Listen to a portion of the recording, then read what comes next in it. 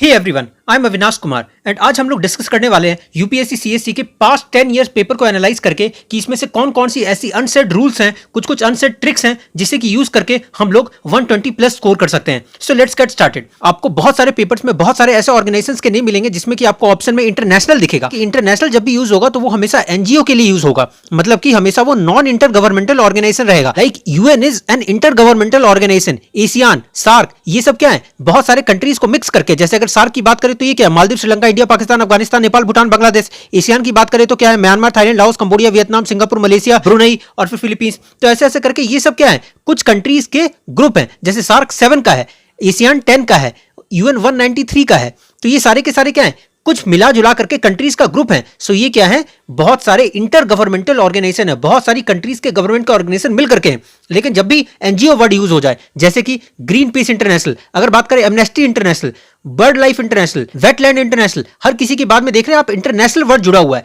तो ये सारे जब भी इंटरनेशनल वर्ड लग जाएं तो आप हमेशा सोच लीजिए कि ये हमेशा 100% ये क्या है, एनजीओ है। ट्रांसपेरेंसी इंटरनेशनल की भी बात करें सो ये भी क्या निकालती है, ये भी निकालती है corruption perception index. That means international word will always be used in the case of NGO only. So India में क्रोकोडाइल्स डेफिनेटली आपको देखने को नहीं मिलती है, बहुत ही लिमिटेड जगह है इंडियन रिवर्स में जहां पर कि आपको क्रोकोडाइल मिलेगी, अदरवाइज जनरली आपको नहीं मिलेगी। इंडिया में नॉर्मली क्या आपको मिलेगा, घड़ियाल मिलेगा। जैसे कि अगर चंबल रिवर की बात करें, लेकिन अगर क्रोकोडाइल्स की बात करें सो ये भितरकनिका मैंग्रोव्स में आपको मिलेगा। और भितरकनिका कहां पर है, उड़ीसा में है, ठीक है। और आपको अंडमान एंड निकोबार के भी कुछ एरियाज में आपको देखने को मिलेगा। नेक्स्ट अगर फोकस करें सो जितनी भी गवर्नमेंट की इनिशिएटिव्स एग्जाम में आती है तो हमेशा वो क्या होती है, पॉजिटिव अप्रोच को ही बिल्ड करती है। कभी भी गवर्नमेंट की ऑर्गेनाइजेशन नेगेटिव अप्रोच में दे रही है तो इनकरेक्ट होगा। आपको सेल गैस ध्यान रखना है, वो mixture of methane, propane and butane रहता है। टेरेस कल्टीवेशन की बात करें अगर पास्ट ईयर पेपर को एनालाइज करके तो हमेशा ध्यान रखिए कि ये सॉइल इरोजन को लेस करने के लिए काम आता है, जिसमें कि हम लोग टेरेस जैसा स्ट्रक्चर बिल्ड करते हैं। और जो कंटूर बंडिंग है, एक इंपॉर्टेंट टर्म देखने को मिलता है, ये भी किससे रिलेटेड है, ये भी टेरेस कल्टीवेशन से रिलेटेड है। बात करें नेशनल टाइगर कंजर्वेशन अथॉरिटी, तो ध्यान रखिए जहां पर भी अथॉरिटी वाला वर्ड आ गया सो अथॉरिटी वर्ड हमेशा क्या होता है, स्टैट्यूटरी बॉडी होता है। एग्जांपल के तौर पे देखा जाए जैसे कि national Ganga river basin authority, so इसके हमेशा हेड कौन करेंगे,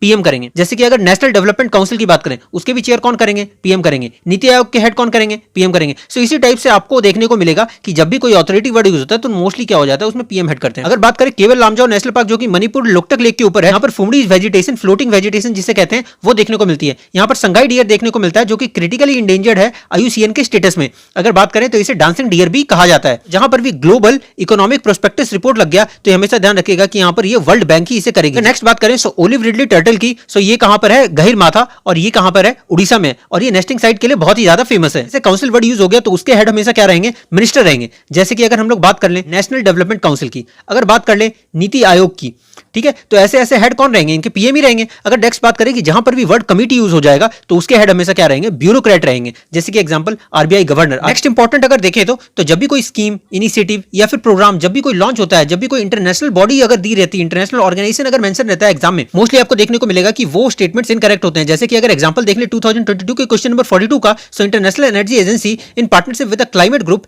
launch the global initiative of EP100। So ये इंटरनेशनल बॉडी है तो डेफिनेटली स्टेटमेंट क्या हो जाएगा, इनकरेक्ट। नेक्स्ट क्वेश्चन भी 2022 का ये question number 74, Indian Sanitation Coalition is a platform to promote sustainable sanitation and is funded by government of India and the World Health Organisation. Definitely international body है तो ये क्या हो जाएगा, incorrect. Next it is a committee set up by the UN Security Council, definitely जहां पर ये international body हो गया, इनकरेक्ट। 2022 का 76 क्वेश्चन। 2021 का it is a global initiative launched by the agencies of the World Health Organisation and the World Bank, definitely international organisation, so mostly wrong. So always remember this rule, this will definitely help you in the exam. इसी rule पे देखें तो 2022 के जिसमें कि 3 questions पे rule apply होता है, सिर्फ 1 में ही इनकरेक्ट होता है, मतलब एक्यूरेसी आपकी 75% आ गई। अगर 2021 के क्वेश्चन पे चलें तो 6 क्वेश्चंस ऐसे हैं जिसमें कि रूल अप्लाई होता है, सिर्फ 1 ही है जिसमें कि नहीं होता है, मतलब कि 85% आपकी एक्यूरेसी हो गई। ये ऐसे क्वेश्चन है जिसमें कि अगर आपकी इंटरनेशनल बॉडी डायरेक्टली इनकरेक्ट हो जाती है तो आपके क्या हो जाता है कि ऑप्शंस डायरेक्टली सॉर्ट आउट हो जाते हैं। जैसे कि अगर ये सेकंड इनकरेक्ट हो गया सो सेकंड इनकरेक्ट होने की वजह से ये भी इनकरेक्ट हो गया, ये भी इनकरेक्ट हो गया, ये भी इनकरेक्ट हो गया, सिर्फ ऑप्शन कौन सा बचा, 1, 3, 4। So directly you can reach up to the option. Next अगर देखें तो यहाँ पर भी World Health Organisation international organisation है, इनकरेक्ट हो गया, so second only is the correct answer. यहाँ पर भी देखें तो यूएन क्रेडेंशियल कमेटी की बात हुई है, सो यहाँ पर भी UN Security council committee setup करता है, सो ये डेफिनेटली इनकरेक्ट हो गया। और फर्स्ट इनकरेक्ट होने की वजह से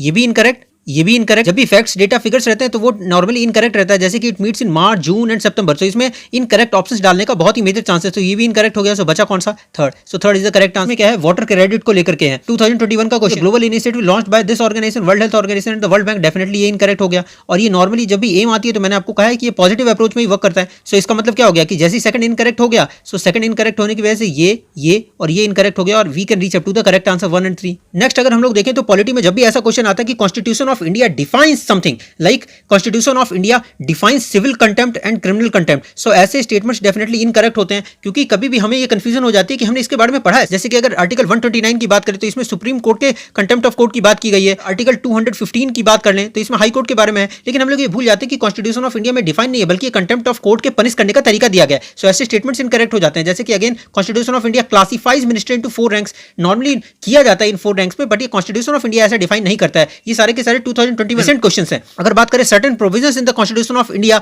डेफिनेटली कॉन्स्टिट्यूशन ऑफ इंडिया के बारे में जो भी स्टेटमेंट रहेगी वो मोस्टली क्या हो जाती है? इनकरेक्ट होती है। जैसे कि constitution of India defines it's basic structure के बारे में है, लेकिन नॉर्मली कॉन्स्टिट्यूशन ऑफ इंडिया इसे प्रॉपर्ली डिफाइन नहीं करता है। सो ऐसे स्टेटमेंट्स क्या हो जाते हैं? इनकरेक्ट हो जाते हैं, and we can reach up to the correct answer by eliminating these options. इस रूल को फॉलो करें तो 2022 में जितने भी सारे 3 क्वेश्चंस आए थे वो सारे राइट होते हैं, कोई भी आपका रॉन्ग नहीं होता है। तो 100% एक्यूरेसी। 2021 में भी जितने 2 क्वेश्चंस आए थे सारे के सारे एक्यूरेट होंगे और 100% एक्यूरेसी। अगर जैसे ही आप इन स्टेटमेंट्स को, जैसे कि जिसमें कॉन्स्टिट्यूशन ऑफ इंडिया डिफाइंस है, तो उसमें आपको इनकरेक्ट करते हैं, तो डेफिनेटली 1 इनकरेक्ट हो गया। ये सेकंड वाला तो जिसमें कि council of ministers plus union government के सारे मिनिस्टर्स को मिला जुला कर 15% एक्सीड नहीं करने चाहिए, ये तो 91 कॉन्स्टिट्यूशनल अमेंडमेंट एक्ट किया गया था और इसमें भी ये मेंशन है। सो इस तरीके से ये तो बेसिक रूल के ऊपर, और फर्स्ट इनकरेक्ट होता है तो second only is the correct answer. Next हम लोग देखें तो attorney general of India and solicitor general of India only officers, नहीं ऐसी बात नहीं है, ये तो एक्सट्रीम वर्ड है, इसमें ओनली भी है। हालांकि एजीआई को सिर्फ परमिशन रहती है जिसमें कि वो allowed to participate in the meetings of the parliament of the India है, ठीक है। तो ये स्टेटमेंट इनकरेक्ट हो गया। सेकंड बात करें according to the constitution of India, ये भी इनकरेक्ट हो गया। So neither 1 nor 2 will be the correct answer. Next अगर हम लोग देखें तो government of Reserve Bank of India is appointed by the central government, ये तो बेसिक नॉलेज के ऊपर है, but certain provisions in the constitution of India, definitely ये इनकरेक्ट हो गया। तो सेकंड इनकरेक्ट होते ये हो गया, ये हो गया और ये हो गया, ये तीनों के तीनों इनकरेक्ट हो गए।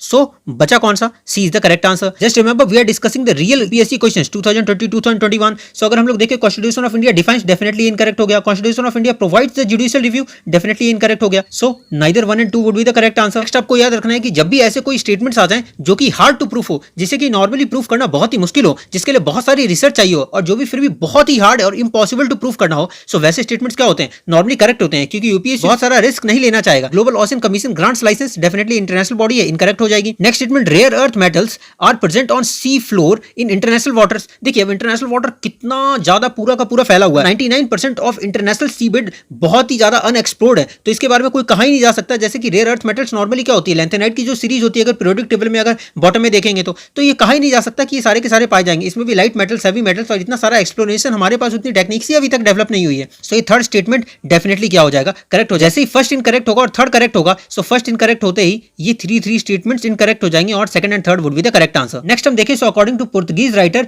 नूनिस, the women of Vijayanagar empire were expert किसमें थी? सो इसमें देखिए वुमेन ऑफ विजयनगर एम्पायर कितने पहले की बात होगी, तो ये सारे के सारे हार्ड टू प्रूफ है कि कौन सी चीज उसमें होती होगी। सो इसमें क्या हो जाएगा? डेफिनेटली सारे ऑप्शंस करेक्ट हो जाएंगे। नेक्स्ट बात करें 2021 के क्वेश्चन की, जिसमें कि रिकॉम्बिनेंट वेक्टर वैक्सीन के बारे में बात हो गई है कि genetic engineering is applied to the development of the vaccine. So ये देखिए ये क्या है कि पॉजिटिव अप्रोच की तरफ जेनेटिक इंजीनियरिंग के बारे में बात हो रही है। Bacteria and virus are the used as vectors. So definitely ये हार्ड टू प्रूफ है कि डेवलपमेंट्स कंटिन्यूअसली चेंज हो रही है। कौन सी डेवलपमेंट क्या चीज प्रूफ करते हैं और कौन सी 5 चीजों को इनकरेक्ट करते हैं। So both 1 and 2 are correct. I hope this video has helped you in understanding different tips and different suggestions so that you can eliminate the option well and you can reach up to the answer. And I hope based upon these things you will definitely ace in the exam and you can reach up to the 120. Thank you so much.